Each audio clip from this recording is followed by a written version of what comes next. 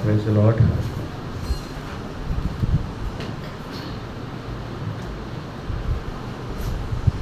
దేవుడు ఎంతో గొప్ప ధన్యకరమైన సమయాన్ని మనకు అనుగ్రహిస్తూ వచ్చినాడు.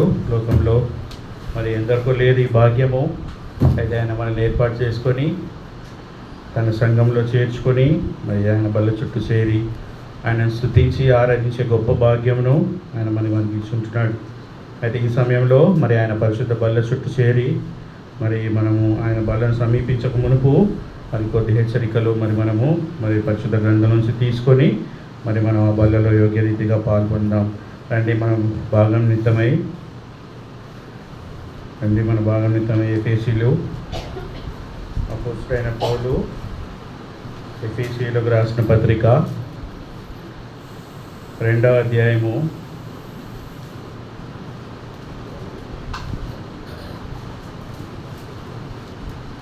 19 నుంచి 22 వరకు మనము మార్చి చదువుకుందాం. ఎఫెసీయులకు రాసిన పత్రిక 19వ అధ్యాయము 2వ అధ్యాయం 19వ వచనం నుంచి మార్చి చదువుకుందాం.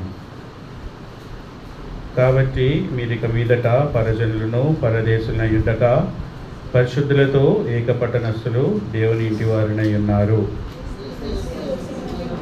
క్రీస్తు ముఖ్యమైన రాయిగా ఉండగా అపోస్తులను ప్రవక్తలను వేసిన పునాది మీద మీరు కట్టబడి ఉన్నారు.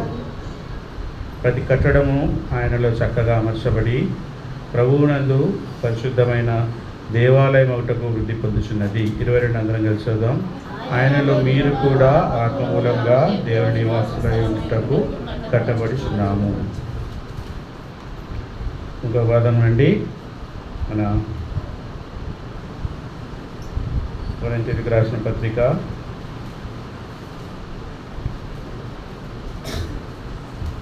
11వ అధ్యాయము 28వ వచనము అందరం కలిసి చదువుకుందాం. మొదటి కొరింథీయులు 11వ అధ్యాయము 28వ వచనం అందరం కలిసి చదువుకుందాం. కాబట్టి ప్రతి మనుష్యుడు తను తాను పరీక్షించుకోవాలను, అలాగ చేసి ఆ రొట్టెను తిని ఆ పాత్రలోనిది తాగవలెను. ఎలాగ చేయాలా? అలాగన చేసి ఆ రొట్టెలోనిది ఆ పాత్రలోనిది తినవలసిన వారిగా అంటున్నాం. మరి ఆయన పరిశుద్ధ బల్లను మనం సమీపిస్తూ వచ్చినప్పుడు ఏం చేయాలంటే మొదటిగా ఆయన ఏం చెప్తా ఉంటున్నాడు? పరీక్షించుకోవాలి అని చెప్తా ఉంటున్నాడు. ఎటువంటి పరీక్ష అంటే ఇది ఏదో పైన చేసే పరీక్ష కాదు, లోతైన పరీక్ష చేసుకోవాలి మనం. ఎలాగనంటే ఆయన పరిశుద్ధ బల్లను సమీపిస్తుంటున్నప్పుడు నిజంగా ఆ బల్లలో చేసే అర్హత నీకు నాకు ఉందా అనేది మనం పరీక్షించుకోవాల్సిన వారిగా ఉంటున్నాం. అయితే దేవుడిచ్చిన ఈ లేఖన భాగం ద్వారా మనతో మాట్లాడినట్టు దేవుని యొక్క సహాయం కొరకు చిన్న ప్రార్థన చేసుకుందాం.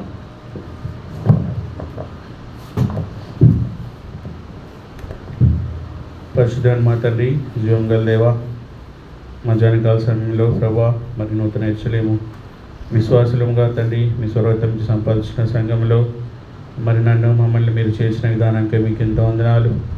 ఆయన ఉదయకాలం నుంచి ఇప్పటి వరకు మీరు మాకు సహాయపడుతున్న విధానంకై మీకు ఎంతో వందనాలు, స్తుతులు స్తోత్రాలు చేయించుకుంటూ ఉంటున్నాం తండ్రి. ఆయన పాటల ద్వారా ఇచ్చిన ధన్యతకై వందనాలు. మీ లేఖన భాగాలతో మాతో మాట్లాడినందుకు వందనాలు. తద్వారా ప్రభా తండ్రి మా యొక్క ఆరాధన ప్రభావ మేము మీకు అర్పించటకు మాకు ఇచ్చిన కృపపై మీకు ఎంతో వందనాలు, స్తుతులు స్తోత్రాలు చేయించుకుంటూ ఉంటున్నాం తండ్రి. ముఖ్యంగా ఈ మధ్యాహ్నకాల సమయంలో తండ్రి నిలబడినటువంటి మీ యొక్క దాసుని ప్రభావ తండ్రి మీ శిలో చాటును మరుగు చేసి తండ్రి ప్రభావ తండ్రి చదవబడిన లేఖన భాగంలో ప్రభావ మా కొరకు మరి విరిచి వడ్డించవలసిందిగా మీ యొక్క పరలోక ద్వారము తెరిచి మీ యొక్క పరిశుద్ధాత్మను కుమ్మరించి ప్రభావ నామ మనోనేత్రాలు వెలిగింపబడినట్లు తద్వారా ప్రభావ మమ్మల్ని మేము సరి చేసుకొని ప్రభావ మీ యొక్క పరిశుద్ధ బల్లలో మేము చేయి వేయగలటకు మీరు మా కృప చూపించవలసిందిగా మీ సన్నాల్లో మొరపెట్టుకుంటూ సమస్తను మీ చేతులకు అప్పచెప్పుకుంటూ మీ యొక్క సహాయం కోరుకుంటూ మా ప్రభు రక్షకుడు అయినటువంటి యేసయ్య పరిశుద్ధ నామంలో ప్రార్థించడం వేడుకుంటున్నాం తండ్రి. ఆమెన్.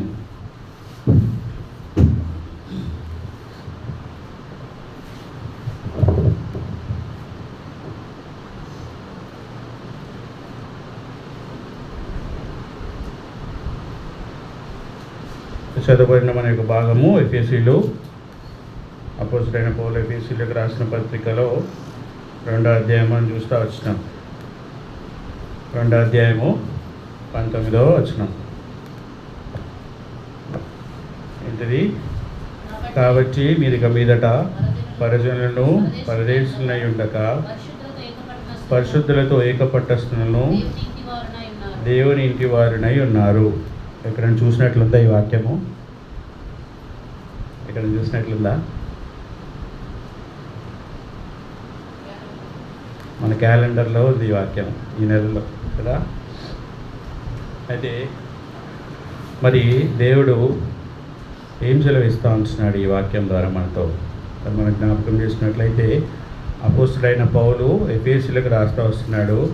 కాబట్టి మీరు ఇక మీదట పరజనులను పరదేశులను కాక, అంటే ఇక్కడ ఏం జ్ఞాపకం చేస్తూ ఉంటున్నాడంటే, ఇంతకుముందు ఈ బల్లను మరి సమీపించడానికి ముందు మనం ఎలాగున్నామో మనం పరీక్షించుకోవాలి కదా.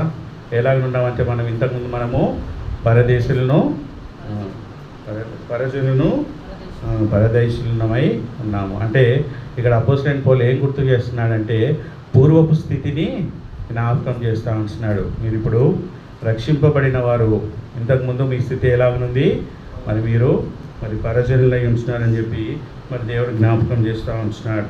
అయితే ఇక్కడ మనం జ్ఞాపకం చేసుకోవాల్సింది మన పూర్వపు స్థితి ఎలాగనుండేది. మన పూర్వపు స్థితి రండి, ఎలాగనున్నాం మనము? ఎఫెసీయులకు రాసిన పత్రిక 2:12లోనే ఉంటుంది, చదవండి. ఆ కాలమందు ఇశ్రాయేలుతో సహపౌరులం కాక పరదేశులను, వాగ్దాన నిబంధన లేని పరజనులను, నిరీక్షణ లేని వారును, లోకమందు దేవుని లేని వారై ఉండి. చాలు. ఎలా ఉన్నామంటే మనము ఇంతకుముందు మరి మనము లోకంలో ఉన్నటువంటి వారము, వాగ్దాన నిబంధన లేనిటువంటి వారము, నిరీక్షణ లేనిటువంటి వారముగా ఉన్నటువంటి వారంగా ఉన్నాము లోకంలో. అయితే మరి ఇక్కడ మనం జ్ఞాపకం చేసుకోవాల్సింది, అటువంటి పరిస్థితి నుంచి మరి దేవుడు మనల్ని ఏం చేస్తూ వచ్చినాడు? ఆయన మనల్ని రక్షించుకుంటూ వచ్చి ఆయన తన స్వరక్తం ఇచ్చి మరి సంపాదించుకున్న సంఘంలో ఆయన మనం చేర్చుకున్న వాడిగా మరి మనం ఉంచున్నాం. అయితే ఇప్పుడు మనం ఎలాగున్నామంటే, ఇప్పుడు జ్ఞాపకం చేసుకుంటే యోహాను రాసిన పత్రిక 3వ అధ్యాయము 1-2 వచనాలు మనం చూస్తాం. యోహాను పత్రిక, మొదటి యోహాను పత్రిక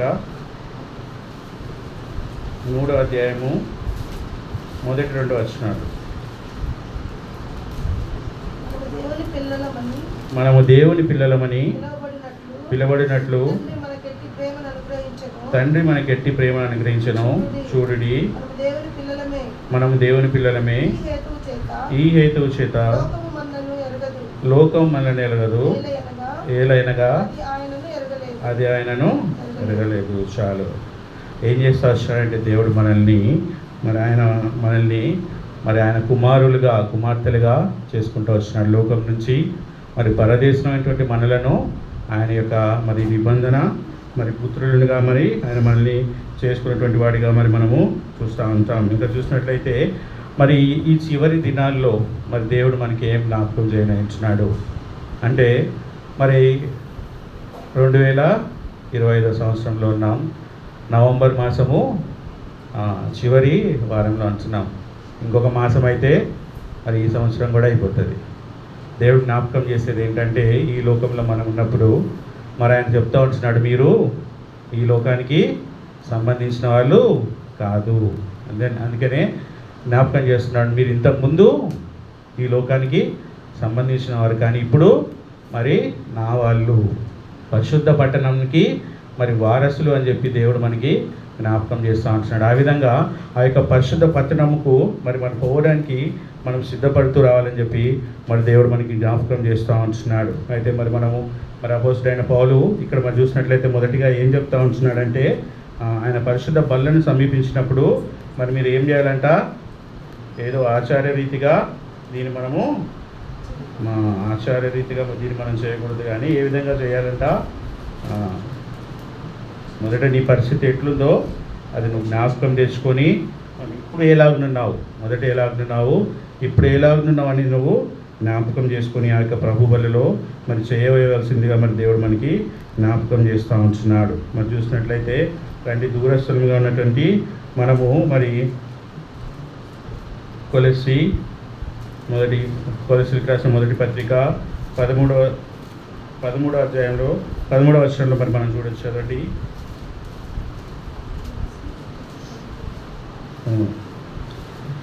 ఆయన మనలను అంధకార సంబంధమైన అధికారంలో నుండి విడుదల చేసి తాను ప్రేమించిన తన కుమారుని యొక్క రాజ్య నివాసులుగా చేసెను కదా. అంధకార సంబంధంలో నుంచి మనలను ఆయన ఏం చేస్తూ వచ్చినాడు? పూర్వం ఇలా నుంచినామైతే ఆయన యొక్క మరి కుమారుని రాజ్య సంబంధులుగా నివాసులుగా ఆయన మనల్ని చేస్తూ వచ్చినాడు. ఇంకా చూసినట్లయితే మరి ఆయన పరిశుద్ధ బల్లలో మనం సమర్పిస్తున్నప్పుడు మరి మనము పరీక్షించుకోవాలి ఏమని, ఇంకా ఆ యొక్క పూర్వపు స్థితి ఇంకా పరదేశులుగానే ఉంచున్నామా ఈ లోకంలో, మరి ఏదో మరి నామకార్థ క్రైస్తవులుగా ఉంచున్నామా, మరి మన పరిస్థితి ఎలా ఉంది, ప్రభువులోకి వచ్చినప్పుడు మరి మన పరిస్థితి ఎలాగుంది, మరి రాకముందుకు మరి మన పరిస్థితి ఎలాగనుంది అనేది మరి మనము పరీక్షించుకోవాల్సిందిగా దేవుడు మనకి జ్ఞాపకం చేస్తూ ఉంటున్నాడు. అందుకని మరి కొరింథీయులకు రాసిన పత్రికలో ఆయన అంటాడు కదా, మరి ఏమంటాడు? 11వ అధ్యాయము 27వ వచనంలో మరి ఆయన అంటాడు ఏమని, ఎవడు అయోగ్యంగా ప్రభు యొక్క రొట్టెను తినను లేక ఆయన పాత్ర ఉంది. అయితే మనము మరి అయోగ్యంగా మరి ఆ యొక్క బలిలో పాలు పొందుతున్నామా లేదా అనేది మనం పరీక్షించుకోవాలి. అయితే ఇంకా ఆ యొక్క పాత స్థితి మరి నీలో నాలో మరి ఉందో మరి దేవుడు మరి జ్ఞాపకం చేస్తున్నాడు. అలాంటిది ఏమైనా ఉంటే మరి మనం ఆయన సన్నిధానంలోకి వచ్చి మరి మనం ఒప్పుకొని దాన్ని మనం విడిచిపెట్టవలసిన వారిగా మరి మనం ఉంటున్నాం. ఇంకా చూసినట్లయితే మరి మొదటి భాగంలో మీరు పరదేశులు కాదని చెప్తా ఉంటున్నాడు. మరి రెండో భాగంలో ఏం చెప్తా ఉంటున్నాడు అండి? రెండో భాగంలో ఎఫెసీ 2:19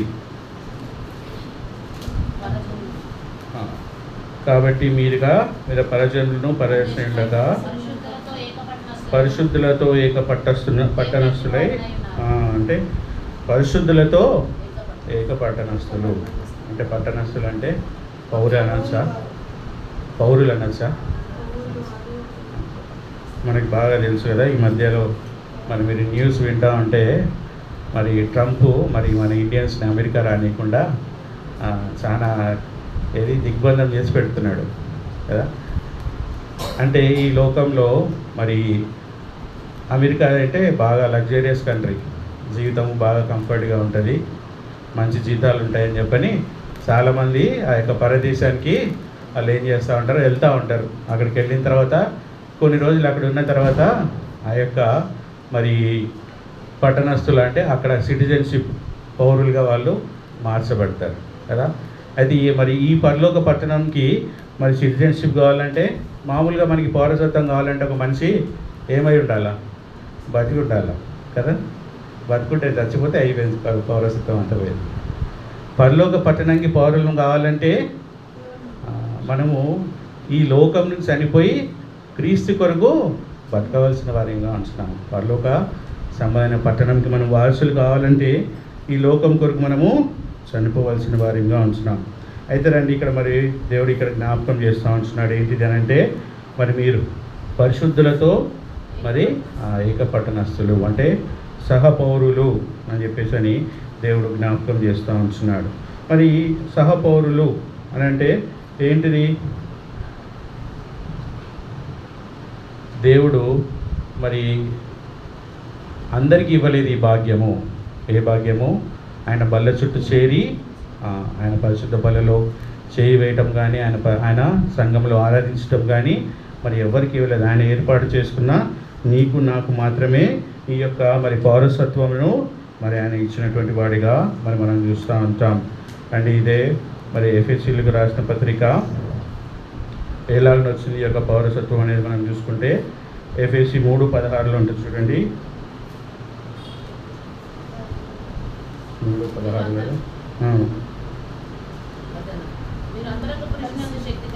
మీరు అంతరంగ పురుషునందు శక్తి కలిగి ఆయన ఆత్మ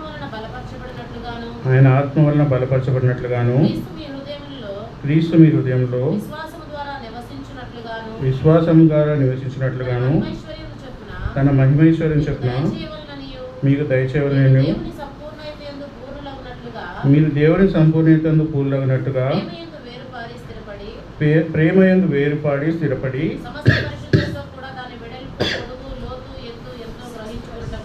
సమస్త పరిశుద్ధులతో గ్రహించుకుంటకు జ్ఞానమును మించిన క్రీస్తు ప్రేమ తెలుసుకుంటకును తగిన శక్తి గలవారని ప్రార్థించుటకు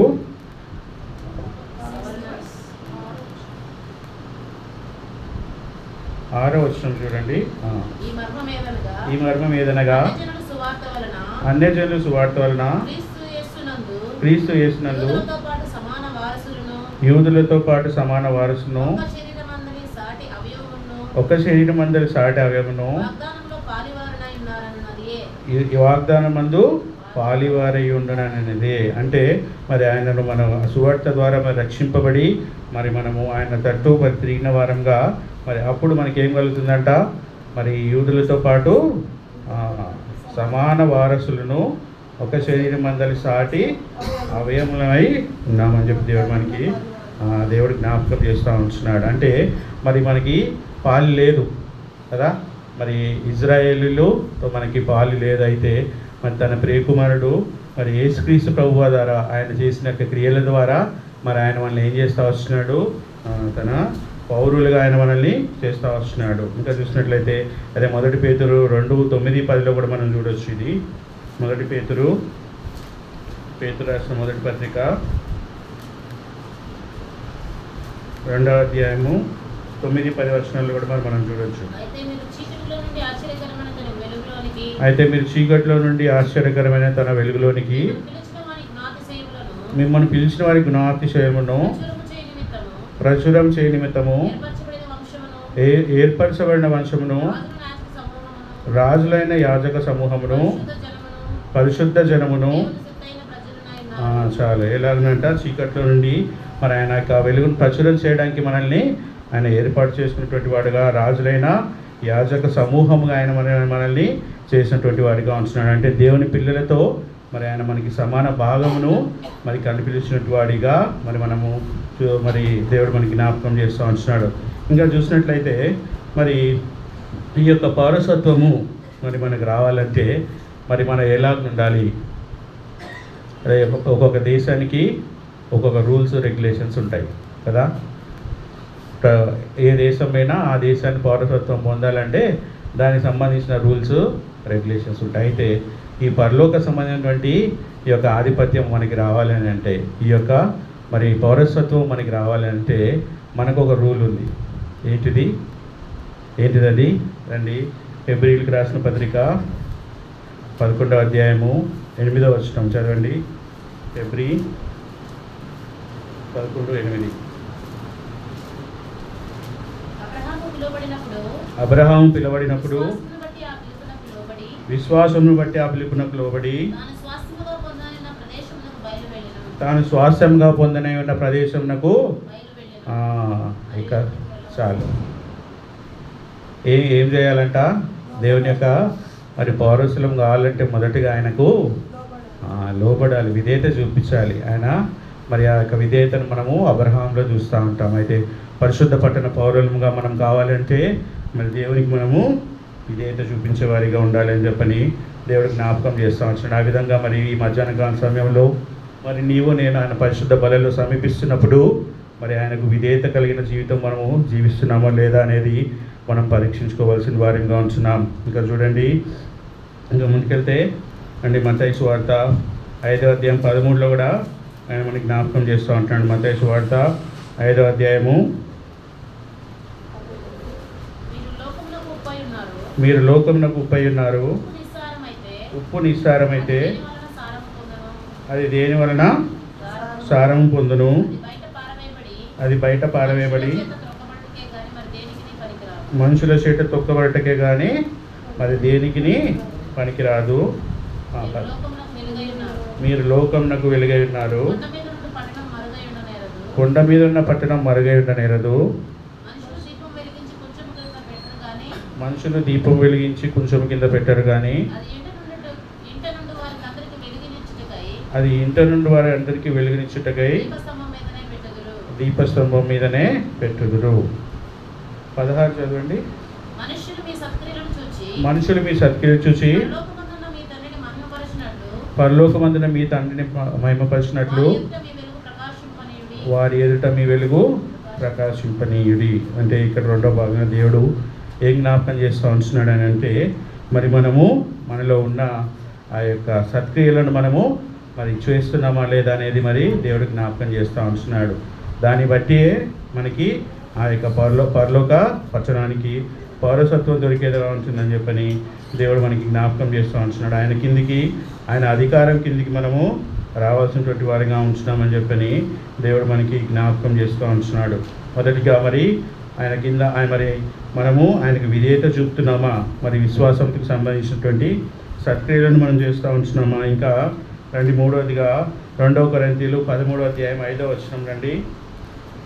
కొరింథీయులకు రాసిన 2వ పత్రిక 13వ అధ్యాయము 5వ వచనం.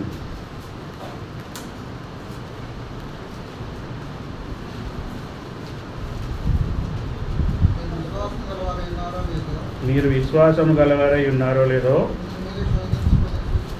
మిమ్మును మీరు శోధించుకొని చూసుకొనండి. అంటే ఇంకా మూడోదిగా ఆ యొక్క పరిశుద్ధ బలులు మనం చేసేటప్పుడు మరి ఏం చేసుకోవాలంటే మనము మరి విశ్వాసము గలవారమై ఉన్నామో లేదో మనము శోధించుకోవాల్సిన వారిగా ఉంచున్నాము.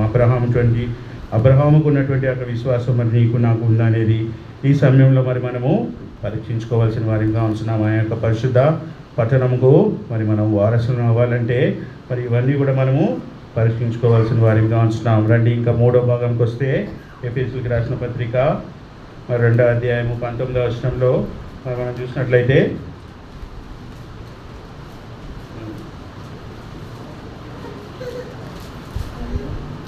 మొదటిగా మనం ఏం చూస్తూ వచ్చినాము, మనము పరదేశులము కాదు, మరి మన పూర్వస్థితి నుంచి మనం బయటకు వచ్చిన వారు మనం జ్ఞాపకం చేస్తూ ఉంటున్నాడు. రెండవదిగా పరిశుద్ధులతో ఏక పట్టణస్థులమై ఉన్నామని చెప్పి దేవుడు మనకి జ్ఞాపకం చేస్తూ ఉంటున్నాడు. మరి మూడవదిగా మనం చూసినట్లయితే దేవుని ఇంటి వారులై ఉన్నారు. మరి దేవుని ఇంటి వారు అంటే ఒక ఇంటికి సంబంధించిన వారు. ఇప్పుడు మనం గమనించినట్లయితే పౌరులకైతే ఏముంటాయి, పౌర హక్కులు ఉంటాయి కదా. మరి ఇంటి వారికి ఏముంటుంది, సాన్నిహిత్యము ఉంటుంది, సన్నిహిత్యం అంటారా, సన్నిహిత్యము సాన్నిహిత్యము అంటే మరి దేవునితో కలిసి మరి ఉండే యొక్క భాగ్యమును ఆయన మనకి ఇచ్చి ఉంటున్నాడు. అయితే మరి పరలోకం పోయినప్పుడు మరి ఆయనతో సాన్నిహిత్యం ఉంటుంది. మరి ఈ లోకంలో ఉన్నప్పుడు మరి ఎవరితో సాన్నిహిత్యం, ఆయన యొక్క ఇల్లు అంటే దేవుని యొక్క మందిరం కదా. దేవుని యొక్క మందిరంలో మరి సాన్నిహిత్యంగా మరి నీవు నేను ఉండటానికి మరి ఉండాలి అని చెప్పని దేవుడు మనకి జ్ఞాపకం చేస్తూ ఉంటున్నాడు. రండి, మరి ఆయన యొక్క ఇల్లు మరి ఏ విధంగా మరి మనము చూసినట్లయితే 1 కొరింథీ 10వ అధ్యాయము 17వ వచనంలో మరి మనం చూడొచ్చు. 1 కొరింథీ 10వ అధ్యాయము 17వ వచనం. మనమందరము ఆ ఒక్కటే రొట్టెలో పాలు పుచ్చుకొంచున్నాము. అయితే రొట్టె ఒకటే కనుక అనేకులమైన మనము ఒక శరీరమై ఉన్నాము. అంటే మరి ఆయన యొక్క ఇల్లు అంటే ఆయన యొక్క మందిరము, ఆయన యొక్క మందిరంలో మరి నీవు నేను ఎలా ఉన్నామో ఆ యొక్క ఏక శరీరంగా మరి నీవు నేను ఉన్నాం అనేది మరి మనం పరీక్షించుకోవాల్సిన వారిగా ఉంటున్నామని దేవుడు మనకి జ్ఞాపకం చేస్తూ ఉంటున్నాడు కదా. ఏక శరీరంగా ఉన్నామా లేక ఇంకా ఎలాగ ఉన్నాము, ఏక శరీరంగా ఉన్నామా. రండి, మత్తయి సువార్త 7వ అధ్యాయం 5వ వచనంలో మరి దేవుడు మనకి జ్ఞాపకం చేస్తూ ఉంటున్నాడు. మత్తయి సువార్త 7వ అధ్యాయము 5వ వచనంలో మరి దేవుడు మనకి జ్ఞాపకం చేస్తూ ఉంటున్నాడు. వేషధారి మొదట నీ కంటిలోనున్న దూలమును తీసివేసుకునుము, అప్పుడు నీ సహోదరుని కంటిలోనున్న నలుసును తీసివేయుటకు తేటగా కనపడును. నీకు తేటగా కనపడును. అంటే మరి గమనించినట్లయితే మరి ఇక్కడ మనము ఒక శరీరంగా ఉన్నామా అంటే క్రీస్తులో ఆయన స్వరత్వం ఇచ్చి సంపాదించిన సంఘంలో మరి నీవు నేను మరి ఎలా ఉంచున్నాం, కలిసిమెలిసి ఉంచున్నామా అనేది మరి దేవుడు మనకి జ్ఞాపకం చేస్తూ ఉంటున్నాడు. లేకపోతే మరి ఒకరితో ఒకరు మనము వైరం కలిగి ఉంచున్నామా అనేది మరి దేవుడు ఈ సమయంలో జ్ఞాపకం చేస్తూ ఉంటున్నాడు. ఆయన ఇల్లు అంటే మరి మనం అందరం కూడా ఆయన ఇంటితో ఆయన మరి శరీరంతో మరి పోల్చబడుచున్న వారంగా మనం ఉంచున్నాం. ఇంకా చూసినట్లయితే మరి ఈ యొక్క బల్లను మనం చేయవేయటం ద్వారా మరి మనం అందరము ఏమని సాక్ష్యం ఇస్తున్నామంటే ఆయన యొక్క శరీరంలో ఆయన యొక్క అవయవముగా మరి ఒకరికొకరు మనము మరి సహకరించుకునే వారంగా ఉంచున్నామా లేదా అనేది మనము పరిశీలించుకోవాల్సిన వారంగా ఉంచున్నామని చెప్పి దేవుడు ఈ సమయంలో మనకి జ్ఞాపకం చేస్తూ ఉంటున్నాడు. ఇంకా చూడండి 4వదిగా మనం చూసినట్లయితే 20వ వచనము ఎఫెసీ 2:20 క్రీస్తు యేసే ముఖ్యమైన మూలరాయి ఉండగా అపోస్తలులను ప్రవక్తలను వేసిన పునాది మీద ఎవరంట? క్రీస్తు యేసే మూలరాయి కదా. మరి యేసు ప్రభువే మరి మన మూలరాయిగా ఉంచున్నాడా? ఈ సజీవమైనటువంటి సంఘముకు మరి ఆయననే మరి మూలరాయిగా ఉంచున్నాడా లేదా మరి మనము పరీక్షించుకోవాల్సిన వారికి ఉంటాము. యెషయా గ్రంథము 28వ వచనము, యెషయా గ్రంథము 28వ వచనము 16వ వచనం, 28వ అధ్యాయము 16వ వచనం చూడండి.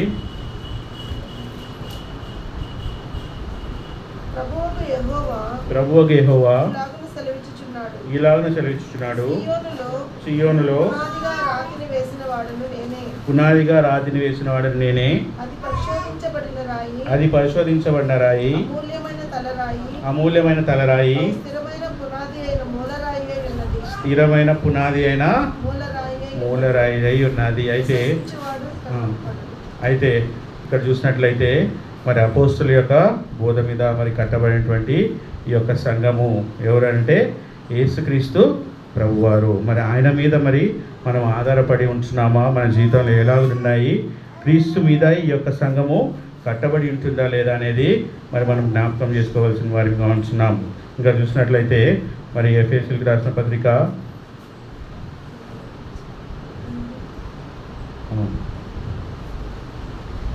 మత్తయి సువార్త 7వ అధ్యాయం 24వ వచనం, క్రీస్తు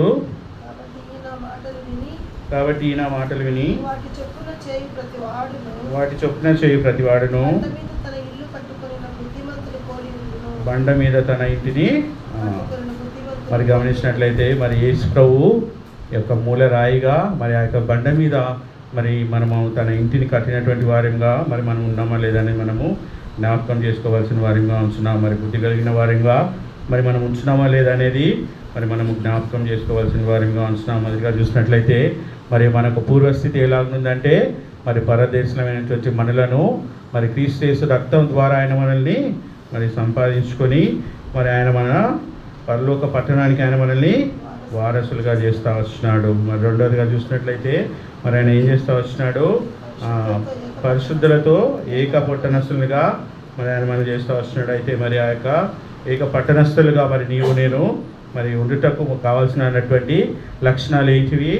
మరి విధేయత, మరి విశ్వాసము, అవి మనలో ఉన్నాయో లేవో మరి మనం చూసుకోవాల్సిన వారిగా మరి మనము పరీక్షించుకోవాల్సిన వారిగా ఉంటున్నాం.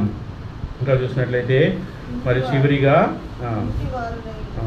ఇంటి వారినై ఉన్నారు చూస్తున్నాం కదా. ఆయన ఇంటిలో మరి ఏ విధంగా ఉంటున్నాం? ఆయన ఇల్లు అంటే ఆయన యొక్క శరీరంలో మరి ఒక అంగంగా నీవు నేను ఉంటున్నామా లేదా అనేది మరి దేవుడు జ్ఞాపకం చేస్తూ ఉంటున్నాడు. ఆయన శరీరంలో అంగంగా ఉండి మరి మనము అవయవంగా ఉండి మరి అవయములన్నీ కూడా సరిగా మరి క్రీస్తు కొరకు పనిచేస్తున్నాయా లేదా, మరి క్రీస్తు కొరకు మన యొక్క ఐక్యతను మనము చాటుతున్నామా లేదా అనేది మనము పరీక్షించుకోవాల్సిన వారిగా మరి దేవుడు ఈ సమయంలో మనతో జ్ఞాపకం చేస్తూ ఉంటున్నాడు. అందుకనే మరి మనం చదువుతూ వచ్చినాం కదా 28వ వచనంలో, అలాగన చేసి అంటే ఎలాగనా మనల్ని మనము పరీక్షించుకోవాలి. మనం ఏం చేస్తూ ఉంటామంటే మరి పక్కన వాళ్ళని పరీక్షిస్తూ ఉంటాం. అయితే ఇక్కడ జ్ఞాపకం చేస్తూ ఉంటున్నాడు, ముందు మనల్ని మనము పరీక్షించుకోవాలి, ముందు మన కంట్లో ఉన్న నలుసును మనం తీసేసుకోవాలని దేవుడు మనకి జ్ఞాపకం చేస్తూ ఉంటున్నాడు. ఇంకా క్రీస్తు అని యొక్క మరి ఈ బండ పైన మరి నీ యొక్క ఇంటిని మరి కట్టినావా అని చెప్పని మరి దేవుడు జ్ఞాపకం చేస్తూ ఉంటున్నాడు. ఆయన క్రీస్తు బండ మీద ఇల్లు కట్టినప్పుడు మరి ఎలా కూర్చామంటే మనము ఇదే మత్తయి సువార్త 7:24 మరి జ్ఞాపకం చేస్తూ ఉంటున్నాడు. బండి మీద ఇంటిని కట్టిన బుద్ధిమంతుని పోలిన వారిగా మరి ఉంటామని దేవుడు జ్ఞాపకం చేస్తూ ఉంటున్నాడు. మరి క్రీస్తే ఆ యొక్క మూల రాయి అని చెప్పని దేవుడు మనకి జ్ఞాపకం చేస్తూ ఉంటున్నాడు. ఇంకా కొరింథీయులకు రాసిన మొదటి పత్రిక 3:11 కూడా ఈ యొక్క పునాదిని గురించి మనము చూడొచ్చు. రండి, కొరింథీయులకు రాసిన మొదటి పత్రిక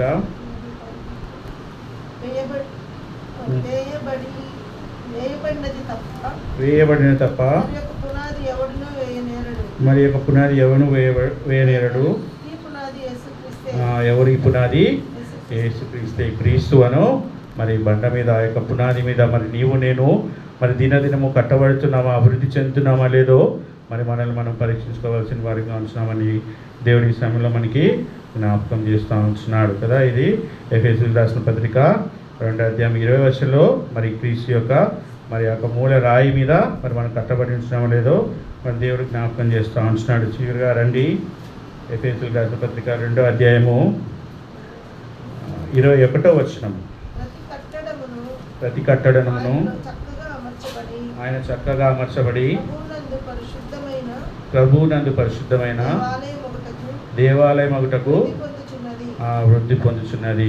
చూసినట్లయితే మరి ప్రభువునందు పరిశుద్ధమైన దేవాలయం ఒకటకు వృద్ధి పొందుచున్నది. ఇక్కడ గమనించినట్లయితే మరి ఆయన యొక్క పరిశుద్ధ బల్లలో మరి మనము చేయివేస్తున్నప్పుడు ప్రభు యొక్క ఇంటి కొరకు మరి నీవు నేను మరి ఎలాగున్నాము వృద్ధి పొందుటకు నీ యొక్క మరి అర్పణ మరి ఏ విధంగా ఉంటుందనేది మరి దేవుడు ఇక్కడ మనల్ని ప్రశ్నిస్తూ ఉంటున్నాడు. ఎలాగనంట చూసినట్లయితే చక్కగా మరి వృద్ధి పొందుచున్నది. మరి దినదినము క్రీస్తు యేసులో మరి నీవు నేను వృద్ధి పొందుతున్నామా లేదా మరి అనేది దేవుడు మనకి జ్ఞాపకం చేస్తూ ఉంటున్నాడు. 1 పేతురు 2:5 మరి మనం చూడొచ్చు. రండి, 1 పేతురు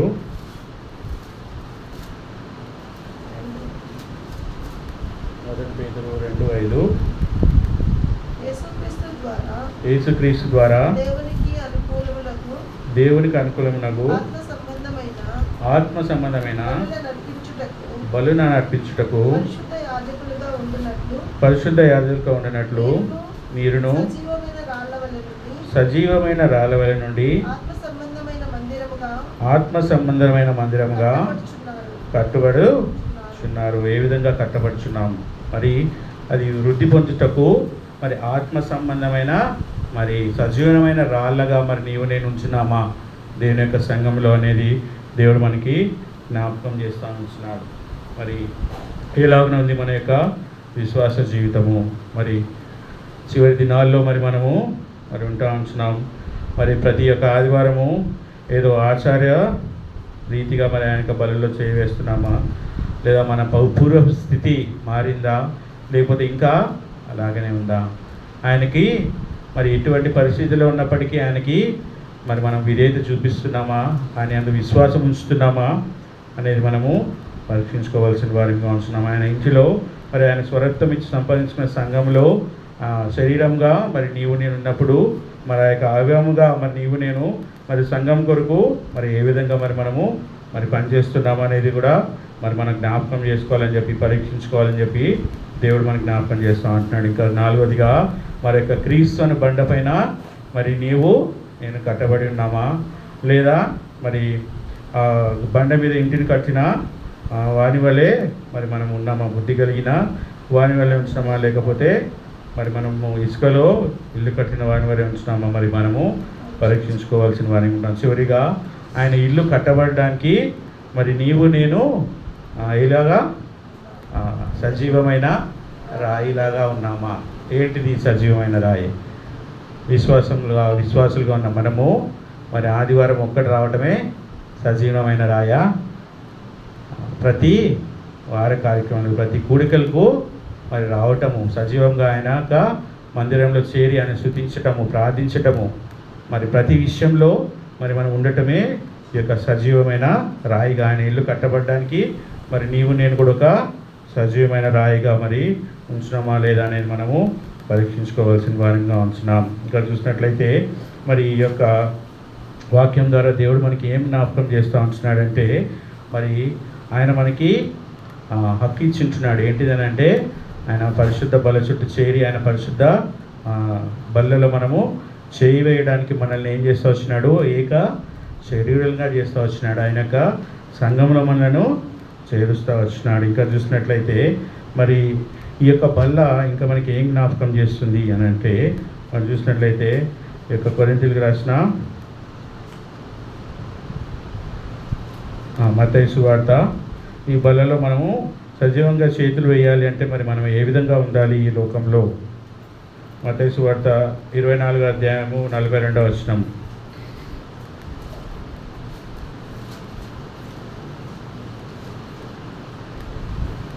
మత్తయి సువార్త 24:42. కావున ఏ దినము మీ ప్రభువు వచ్చునో తెలియదు కనుక మెలకువగా ఉండుడి. ఏం జ్ఞాపకం చేస్తున్నాడంటే, ఈ లోకంలో ఉన్నప్పుడు మరి మనల్ని ఆయన ఏం చేస్తూ వచ్చినాడు, సజీవమైన రాళ్ళుగా ఉండాలంటే మనం ఏ విధంగా ఉండాలి, మరి మెలకువగా ఉండాలి. ఎందుకంటే మరి విధిరోధమైనటువంటి అపవాది మరి మనల్ని మరి పడేయడానికి తిరుగుతూ ఉంటాడు. అయితే ఈ లోకం వైపు చూడక మనం ఏం చేయాలంట, మరి విధేయత మరి నిబరమైన బుద్ధి గలవారమై మనం ఉండాలని చెప్పిన దేవుడు మనకి జ్ఞాపకం చేస్తూ ఉంటున్నాడు. ఇంకా చూసినట్లయితే ఇంకా ఈ యొక్క సత్క్రియలను మరి మనము చేసేవారంగా మరి మనం ఉండాలని చెప్పని దేవుడు మనకి జ్ఞాపకం చేస్తూ ఉంటున్నాడు.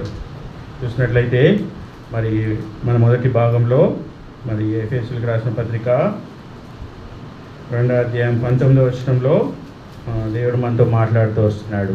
ఏమని, మీరు ఈ లోకం వారు కాదు, ఇంకా ఈ లోకము మీలో ఉందా.